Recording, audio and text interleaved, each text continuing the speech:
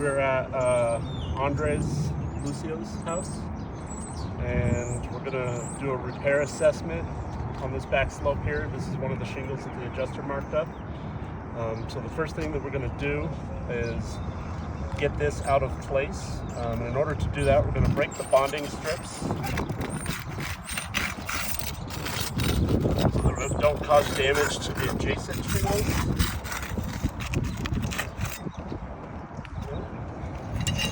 Now we need to remove the fasteners. There's going to be nails or staples that are right along this row here holding this shingle in.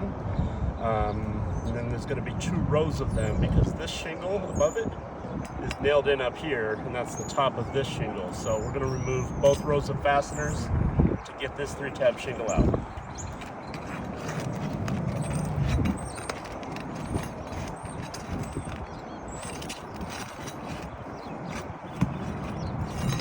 First row is out, you can see, it's still not coming out. That's that second row.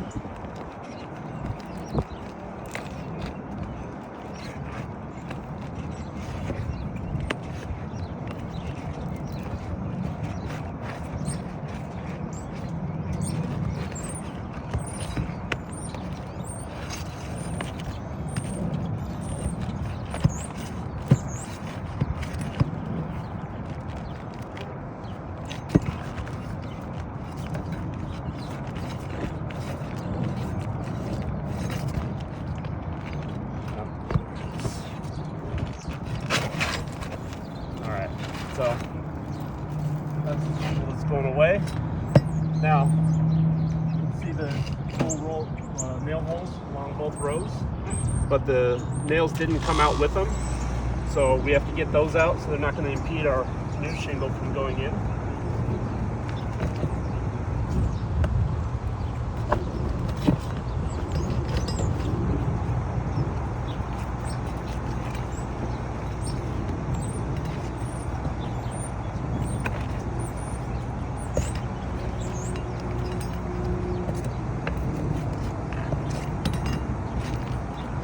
Hopefully that works.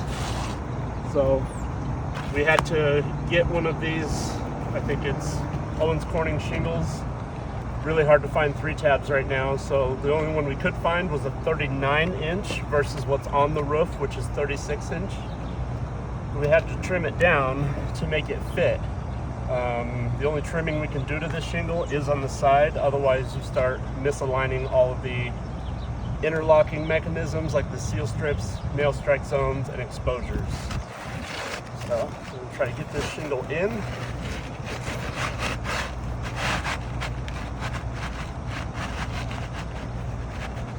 And we're running into some resistance on this side.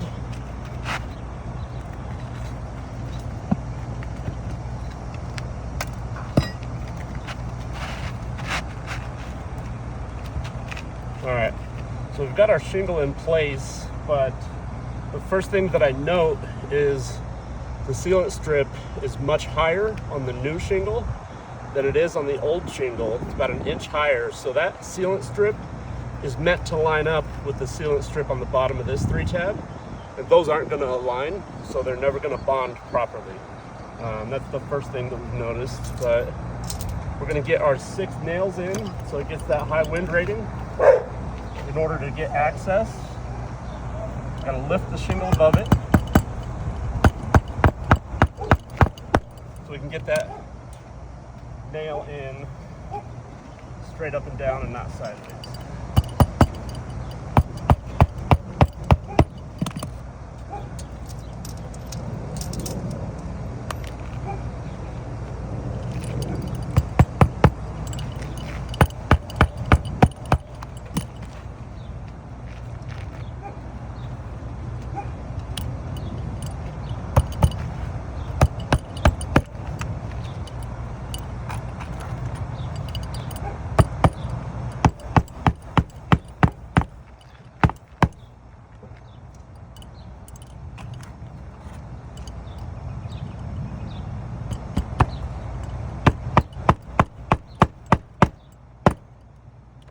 Got our 6 fasteners in, but I'm not sure if you caught it on video, but when I was pounding that in, you could see all the granules coming loose from up here.